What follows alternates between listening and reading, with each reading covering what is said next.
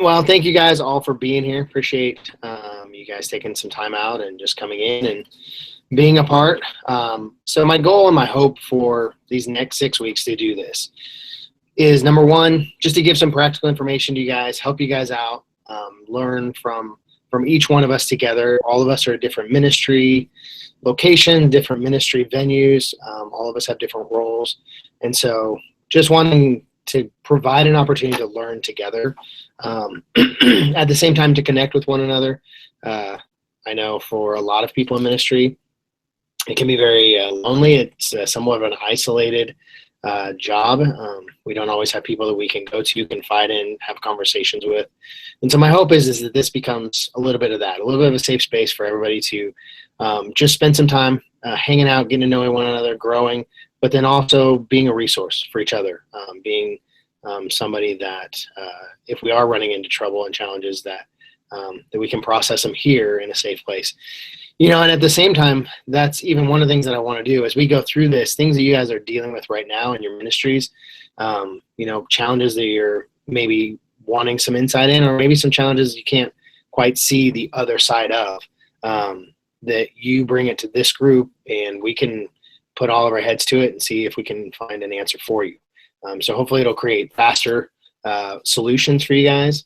And then at the same time, just new insight from, because for each one of us, oftentimes being too close to the situation makes it harder to see the whole thing. And so giving some insight from people who aren't in your situation might be helpful. So, so that's kind of what we're wanting to do. There's a couple of ground rules I think that I want to establish for all of us. If you have questions, I'm going to ask that you throw them into the chat box.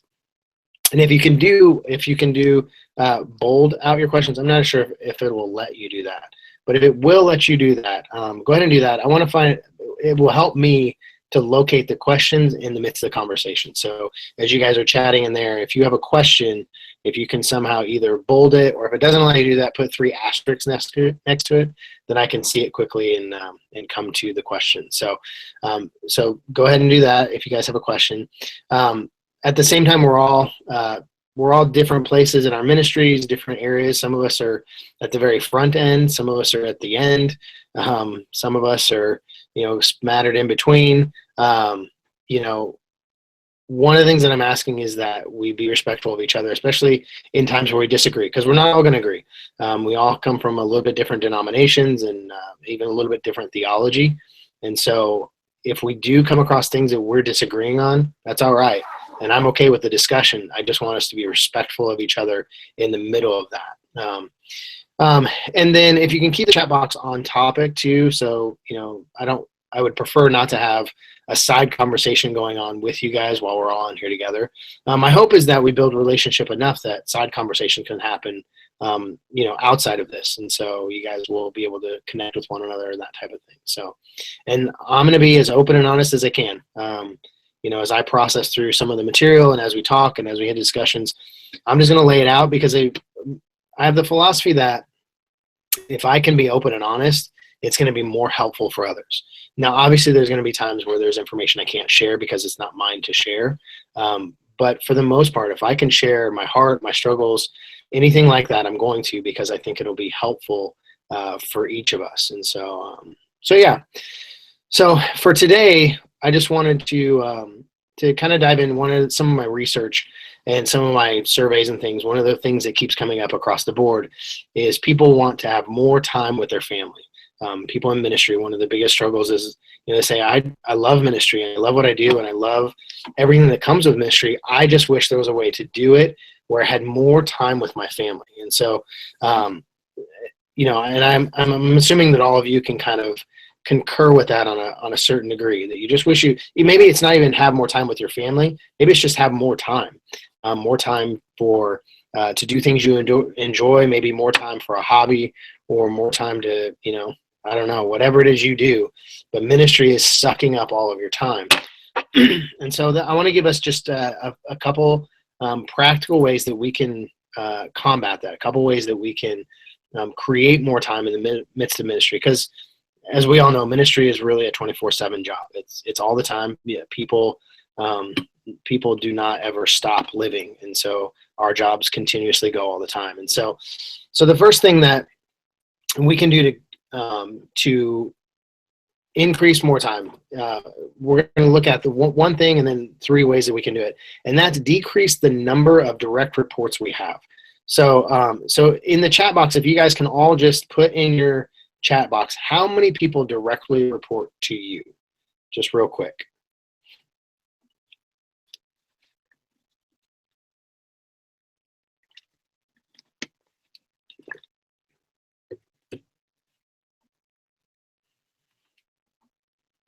Okay, Waz has 8.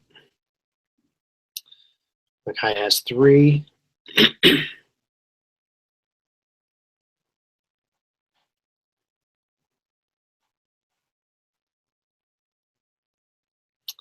John. Yeah, 20. Yep. Yeah. So Joel, we're throwing out. Yeah, thank you. 3. Okay, good. So you guys are all in a good space. I will confess that that I have about 25, I think. So, David, did you count yours up?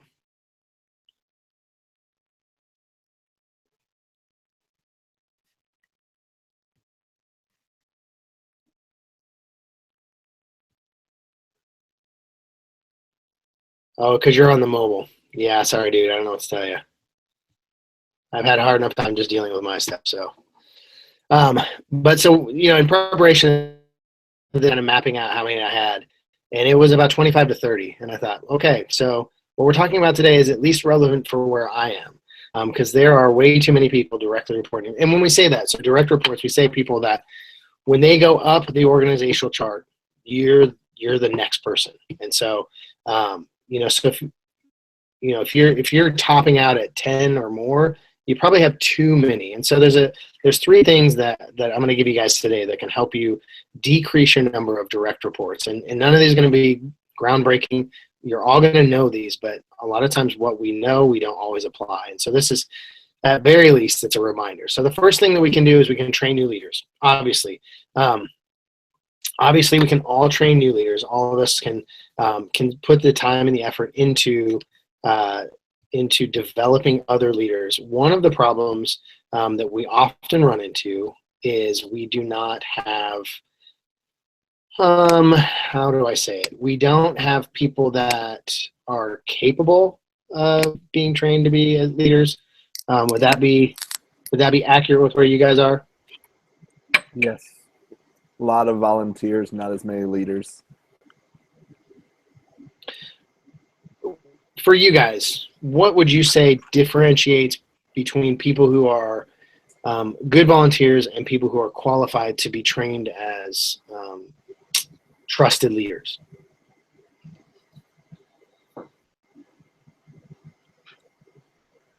For me, I know a lot of it is that second step. Like I have a lot of, like we have a leadership team of 12 college age or older adults for our youth ministry, which is great. Our youth ministry is only it's about 30 to 35 students, and we have 12 leaders. So like we have a very good spread that way.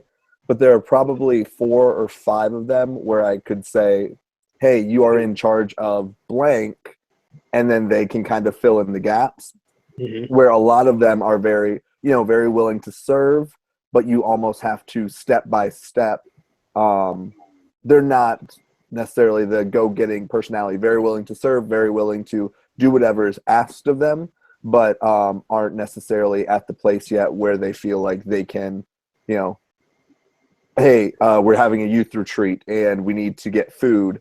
Do you mind like doing all that? Okay, I can't just tell them, okay, this is how many students we have, this is your budget, this is how many meals we need, that sort of thing, and then they figure it out. I have to tell them, okay, make sure you have this, like that sort of thing. Right. So I would say that's probably the biggest thing for me is that difference of, okay, I can give you a task or I can give you like a mission or something to do, and you can kind of grab onto that and make it your own, versus I need to kind of give you a spreadsheet of that you can check off and make sure you have everything done. Right. Yeah, no, that's good. Anybody else have anything you want to add to that? I'd say about the same thing. I've got about one guy that I trust in my youth ministry to get things done. The rest of them are the people that just need a little bit of help. So. Right. Yeah. Hi, Claire. Welcome.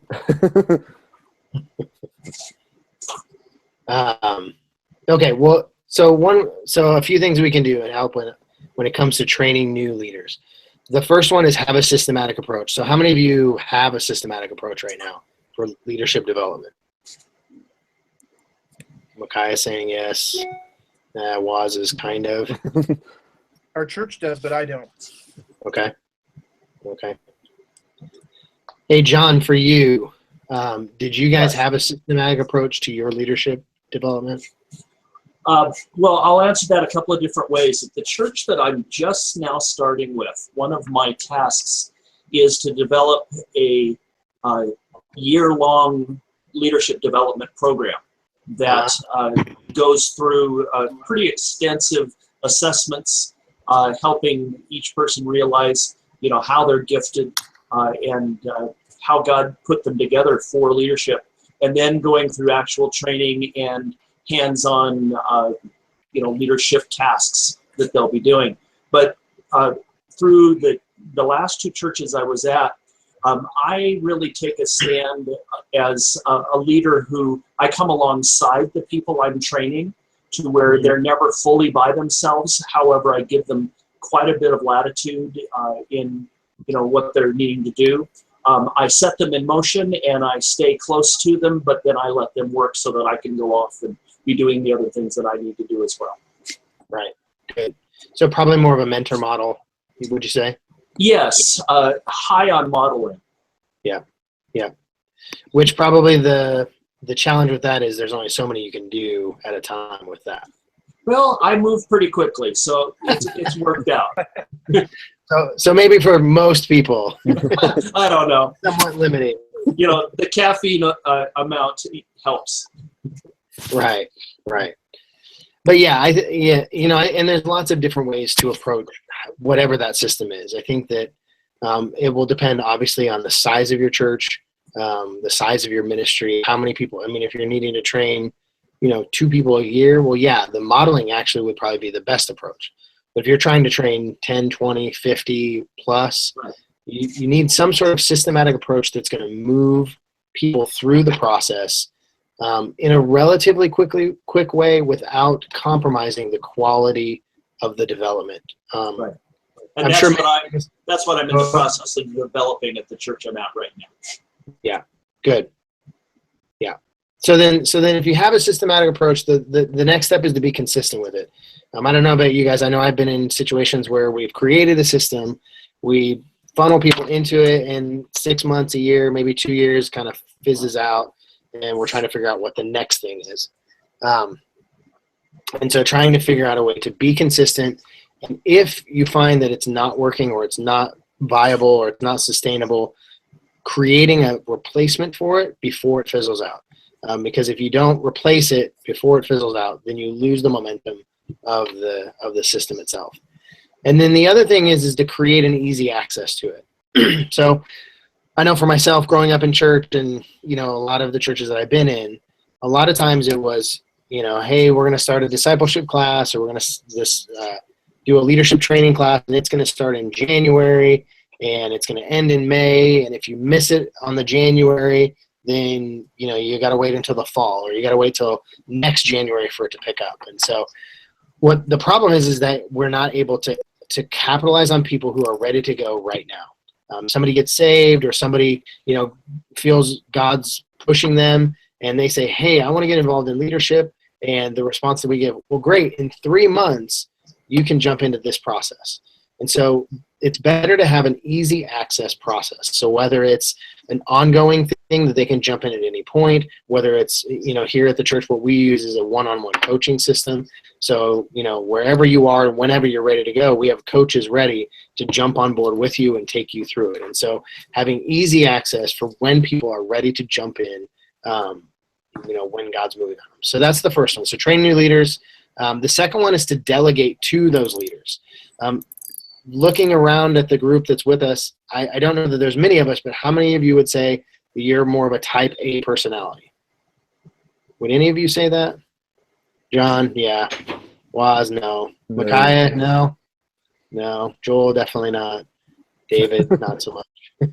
So me and John are type A's. But let me ask you this: even though you may not be type A's, do you have challenges with handing things off because you want it a certain way? Yes, very much. So how do you deal with that? Not well. I tend to step in. What's that? I tend to step into those situations, and I end up micromanaging things that I didn't intend on. Mm-hmm. Yeah. Good. Yeah.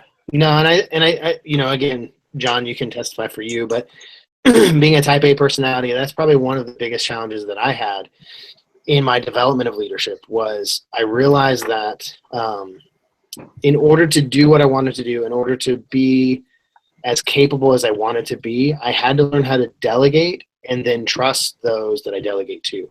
That it didn't have to be exactly how I wanted it to be, and it didn't have to be perfect. Even though if I was doing it, I would want it to be perfect. I couldn't put that same expectation on those who I were delegating to. Otherwise, either I would lose them in the process, or I would be frustrated and just take it over. John, would you say it's similar for you? Absolutely. And that's been a hard lesson that I had to learn along the way. I lost some really great, talented, wonderful people early on because I micromanaged too much and I was too close. I had to let it go and trust them. Yeah, that's good. And the other side of that, and I don't know what your situations are, but another factor a lot of times in that, and this comes in to your relationship with your lead pastor, but then also how you interview for your positions. But if you have a lead pastor who is pushing on the back end heavy, then what happens a lot of times is we take that pressure from our lead and we put it on our volunteers. We take the demands that they're putting on us and we push it downward, and we expect our volunteers to then carry that. And so, one of the phrases that I like to use is, as leaders, our shoulders should be broad enough that the people under us never feel that pressure. And so part of it is us getting to the point where we can do that, where we can handle whatever pressure is coming, but then at the same time being mindful that we're not pushing it downward. Because if a lot of times for us, especially for you guys who aren't perfectionists, who aren't type A personalities, that type of thing, a lot of times it's a learned mindset in ministry, because you have lead pastors who maybe are type A's, who maybe are perfectionists, or who may just be micromanagers or insecure leaders. And so for each of us, we have to find a way to not push that down and not be perfectionists and not to expect that of our leaders. Because for us, our volunteers should be in process. We should be developing them, not using them to get something done. Does that make sense? Yeah, I have a question, and I was about to type it, but then you wrapped up. Yeah, go ahead. So what if, because a lot of times, like, my wife gets mad at me because I feel like I have almost the opposite problem sometimes, where, you want to have a standard of, we're working with youth leaders, and you want to have a standard of excellence as far as, like, okay, being there for events and being on time and attending leader meetings and all this sort of stuff. But then the other side, like, I feel like it's everything. They're like, I'm paid for this and they're volunteering their time. And Right. So my natural tendency is I always hear the whole thing of, like, push your leaders, like, they can take it, like, know what I mean? They want to be challenged. They want to excel. They want purpose and stuff, which I get. But then at the same time, a lot of my natural reaction is I don't want to push too hard, because I feel like a lot of times they can, like, I don't want to be like, this is too much. I'm putting too much on their plate, like, Right. to be there every single week and to attend the monthly leadership trainings and to, like, know what I mean? And they have their own full-time job and kids and all this sort of stuff.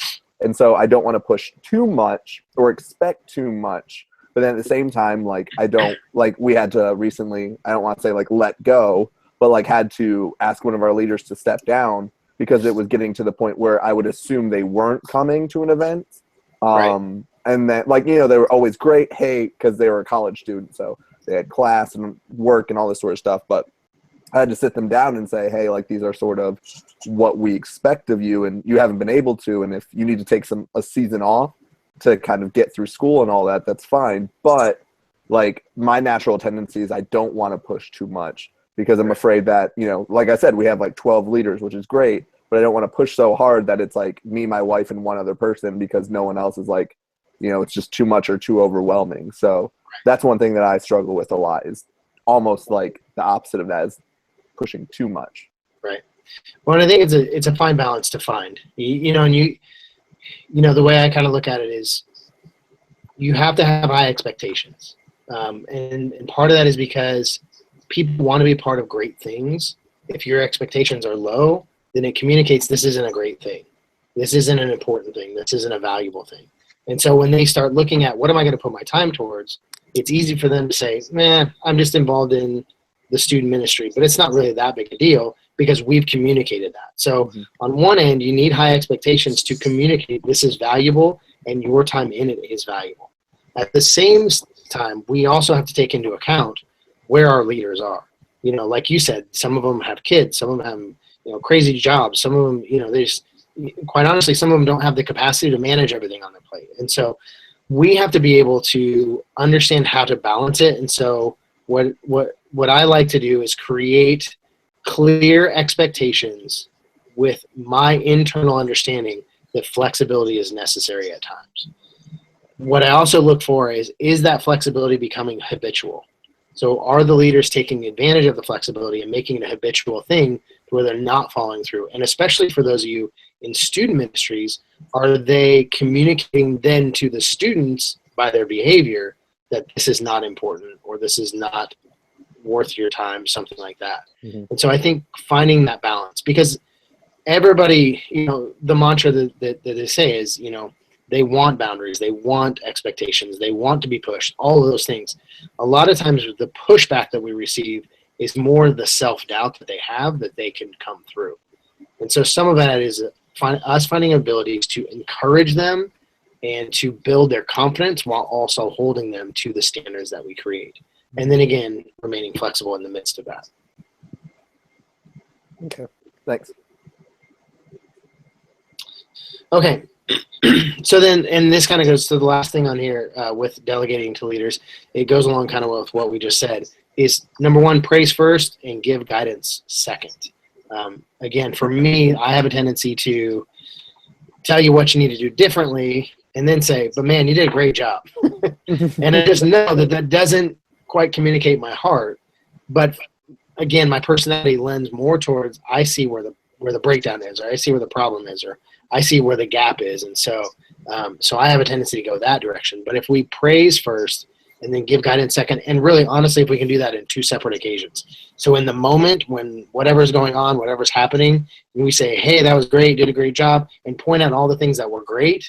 And then next week or the next meeting or whatever, come back and say, hey man, that was really great, but here are a few tweaks that we need to do. Here's a few things we need to adjust. And quite honestly, the level of trust your leaders have with you, the easier it is for them to take the criticism, because they understand that it's not you being critical, it's you trying to help them be better. And it's a very subtle nuance, but it's huge in the mentality of your leaders. Because they feel like we're always being critical of them, then the passion and the desire to be a part, it just dissipates. And we wonder what the deal is. Why don't they have the same passion they did? Why are they quitting? Why are they stepping out? And really a lot of it's because we haven't praised them into whatever role they're in. And so making sure that when we're delegating, that we're praising them before we're giving guidance. And again, that's part of the letting go, not being a perfectionist, and just trusting that they'll get the job done and that they're going to do a good job. So, and then the final thing, so we had train new leaders. Second was delegate to leaders. And then the third one, and maybe the harder one, is to eliminate ministries. So when we're talking about decreasing our number of direct reports, sometimes we have ministries that are hanging out there that we just need to shut them down. Can you guys in your own ministries, can you think of things within your ministry that you either do because it's expected of you, you do because the person before you did it, or or it's always been done that way? Can you think of things you would say, you know what, we probably just need to cut that? Do you guys have any of those?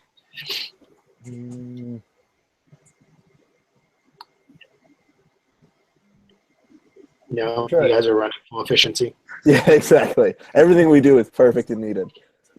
My executive pastor is in the room, so And I would say on my side, it's maybe not even getting rid of certain things, but retooling them to work more efficiently. Because I'm in a situation like that, being the tech pastor as well, we have old equipment.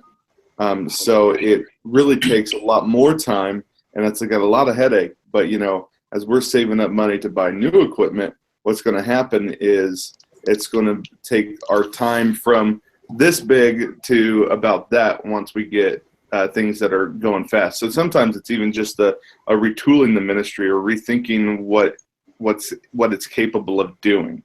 Right. Yep. Yeah. I would say the same for me as well, Brandon. It's the position that I'm in currently right now. I was hired to basically come and retool the ministry. And so it was really difficult for the staff that I'm currently on to accept changes, but that's literally what the pastor had hired me on for. So retooling the ministry and really trying to be able to not necessarily change everything at once, but to be able to have that balance between the culture and going in and understanding the culture. I think that was probably the biggest thing for me, along with retooling the ministry itself. Yeah, good. Yeah, which is always a tricky process. Yes. Yeah, I'm kind of. Let me give you. Go ahead. I was just gonna say mine's kind of the same. It's more of that, like, not necessarily full gutting of things, but more of just making things more efficient. Like, one thing that we run into a lot is we came in and there's a guy who is awesome. Like, he's a young guy in his 30s, great with sound and tech and all that sort of stuff, but it's sort of like his baby. And so, like, he does sound and lights and, like, he records the sermons and all that sort of stuff. But it's like he's a volunteer. And so a lot of that stuff, if it was delegated a little bit better, I think would probably be a lot more efficient, because then it's like, okay, he gets 2 or 3 weeks behind on putting the sermons online and that sort of stuff, because he has so much on his plate and it's not even his job. But if it was like, okay, it was one person's job to make the schedule for this and one person's job to do that, I feel like that's something where we're not really running at full efficiency, or that, we might need to get rid of just that one big thing and kind of chop it up into almost pieces, so then it's not just one guy trying to eat like this whole whale of a project. Right. Yeah. Yeah, no, that makes sense. Yeah. Well, and I was thinking of a good example. So for those of you who are in Assemblies of God churches, most of you will remember, or maybe you still have it, but Royal Rangers and Missionette. A lot of churches that I've been in, they have a Royal Rangers or Missionette's kids program existing, but not really functioning. So you have, 3 or 4 kids that are involved in it. You have 3 or 4 leaders that are passionate about it, and they just keep it going. But in the scheme of the church and in the scheme of, where everybody's at and what they're into, the programs aren't really offering as much value as they probably should. And so a lot of churches will hang on to it because they feel this need to, or they're, nostalgic about the program, but they aren't able to recognize that it's not really an effective ministry any longer, at least in that context. Now there's some, in some contexts where that is very effective, but recognizing for them it's not. And so, Andy Stanley, he says, sometimes killing off a ministry is what actually creates energy. A lot of times, what he says, they will shut ministries down for the simple necessity of creating energy for it. And so sometimes they'll shut them down for like the summer, so shut down in May and kick them back off in September. And he says every time there's new energy, there's new life, there's new desire part of it. Sometimes it's just shutting down something completely because, like you guys said, it's not working, or it's just needs retooling for efficiency, or whatever the case is. So a few things that you guys can look at to figure out if something needs to be shut down. Number one, is it growing? Is the ministry growing? Whatever ministry you're talking about or whatever you're looking at, is it growing? If it's not growing, you need to ask the question, okay, is this worth continuing on? The second is the cost-benefit ratio worth it? Sometimes we have a ministry that is resource drain on man hours, on budget, on space in the building or whatever it is, and it's only impacting a handful of people, and those handful of people aren't really growing. It's more of a social club that just exists. And so is the cost-benefit ratio worth it? And then the third thing is it standing in the way of a new ministry? One of the things that we're not great at in ministry overall is we're not great at recognizing shifts in culture, and we're not great at moving forward to new ministries in replacement of old ministries. We hang on to things a lot longer. We don't like change in general. And so asking the question, if we were to stop doing this, is there something that would fill its place? Or if you're in a conversation and say, hey, we need to do this, or we need to start this, or whatever, and the response is, well, we can't because of this other thing. Well, is that other thing viable? Is it a resource drain? Is the cost-benefit ratio low?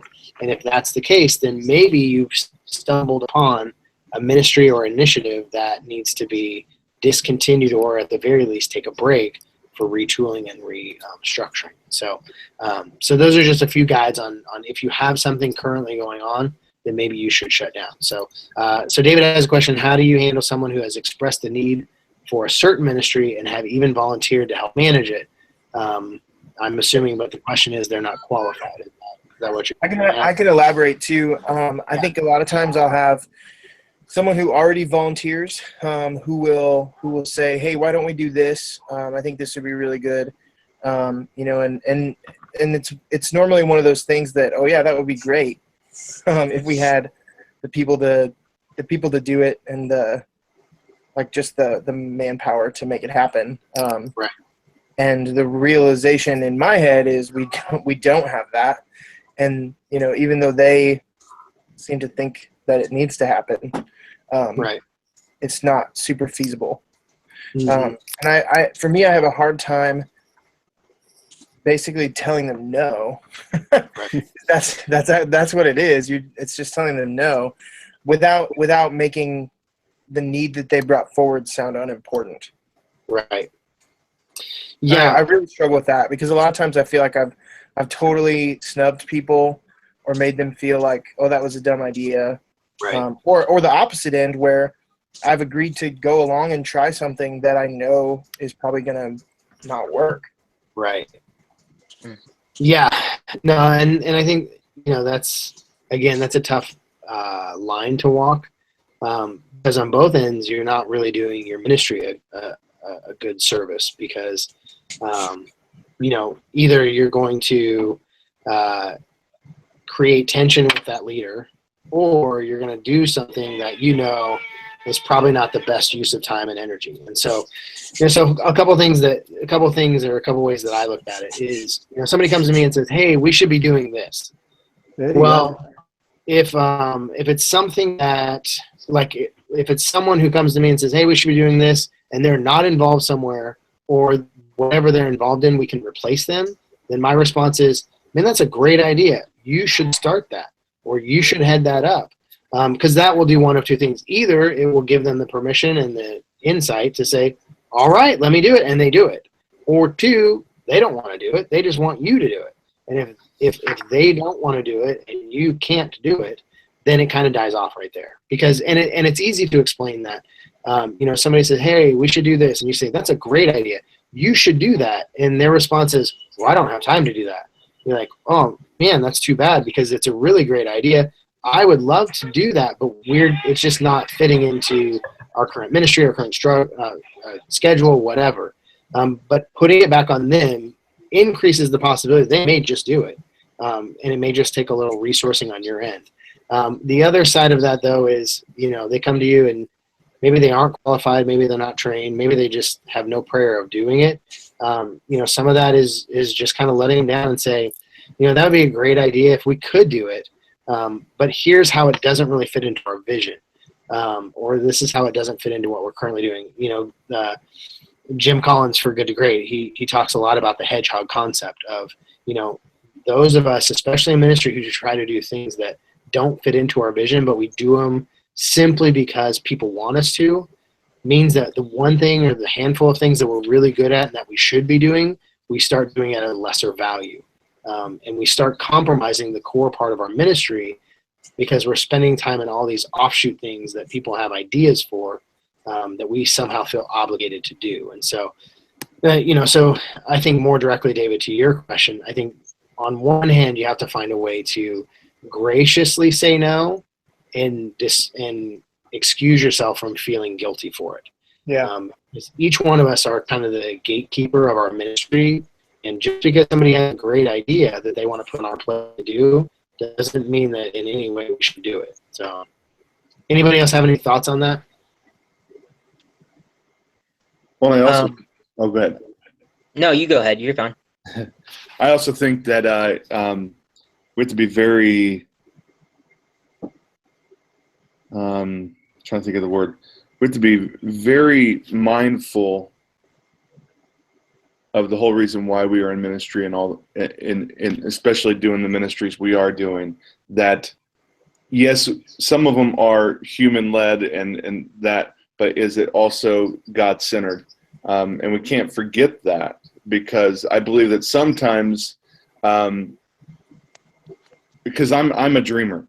Brandon can tell you that I have dreams that are crazy. I once had a dream that I'd be a rock star, and that I even bought leather pants for that day, but it didn't happen. It was my dream, and what's God's dream. And sometimes when people come up to you and say, hey, we want to do this, this, and this, you almost have to spiritually guide them as well and say, okay, how does this line up with the spiritual formation of our church, the spiritual formation of Hecka Youth Ministry, and are we in that spot to get there? And so I think sometimes we even, because we've all read the books, we've all been there, and sometimes we try to do it all on our own, when really we do need God's guidance as well. Does that make sense? Yeah. Oh yeah, definitely. Well, and I think it goes to what John, put in here too.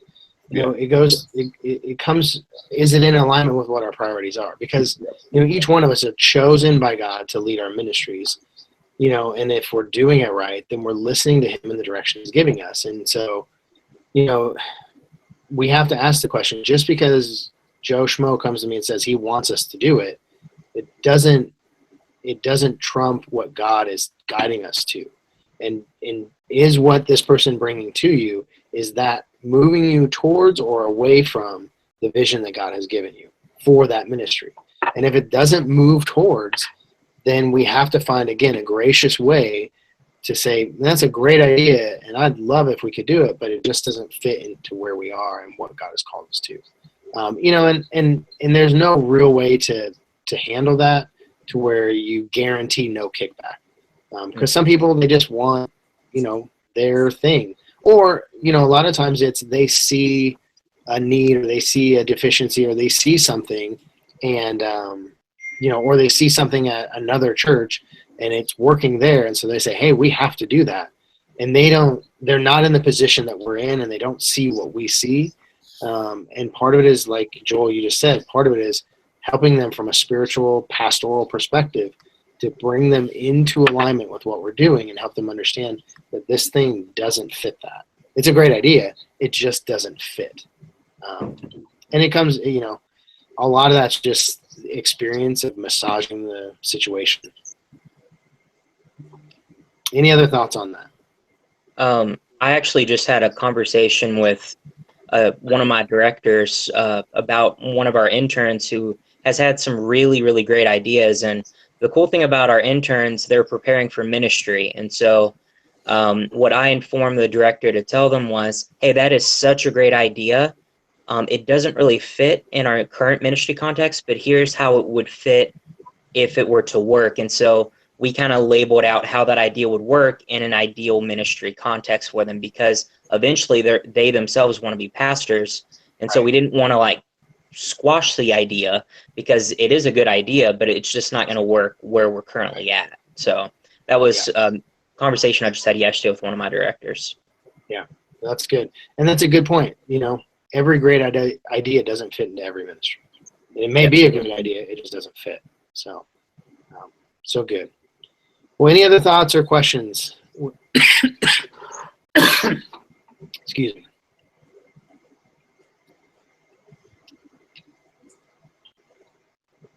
All right. Well, we are at the 2:00 mark, so I don't want to take up a whole lot more of your time.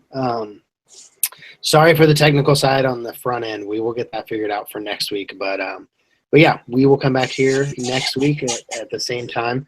What I'm going to do is I'm going to send an email to each of you guys. What I would like you to do is give me 1 or 2 challenges that you're facing in ministry. Because one of the things that I want to do through the course of this 6 weeks is I want to tackle some of our real problems, not just talk theoretics and not just talk about practical application stuff, but what can we do to problem solve something you're dealing with right now.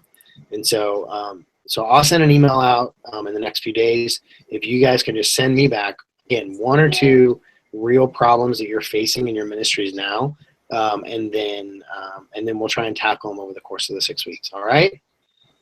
Well, guys, thank you so much. I hope you have a great rest of the day and a great weekend, and I will see you out there in the internet somewhere. Sounds Bye-bye, good. guys. See you guys. Thank you, Brandon. Yep. Thank you. Hey, Joel. Oh, man, he left. Brandon, when we went to Springfield and we had a picnic at that people's house, was that his house? Yeah. It's his parents. Oh, no way. So was he Yeah. there that time or no? I don't know. He might have been. I don't think so, though. I think it might have been Does he have a brother? his older brother, John. Yeah, I think so. Was he married and have a kid? Yep. Couple kids? Yeah. I think it was John. Nice. I think Joel was in Illinois. So I can tell him I've been in his house. Yeah. Yep, exactly. All right. Well, I'll figure out how to log in as not Claire next time. Okay, nice. All righty.